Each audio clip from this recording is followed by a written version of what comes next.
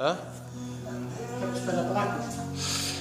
Right, we've just fitted a akrapovic decat and slip-on to the R1 2015.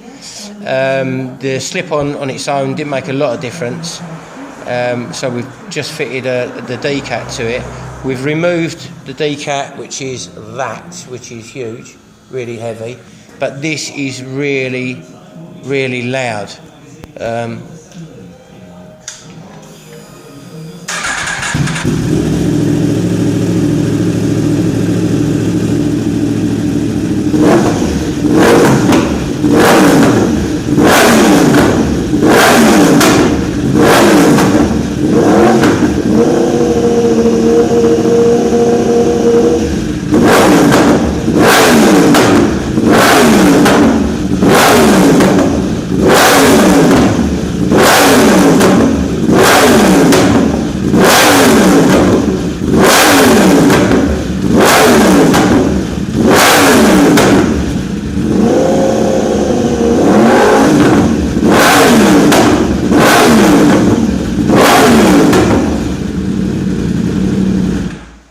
Yeah, that's what it sounds like, really deafening.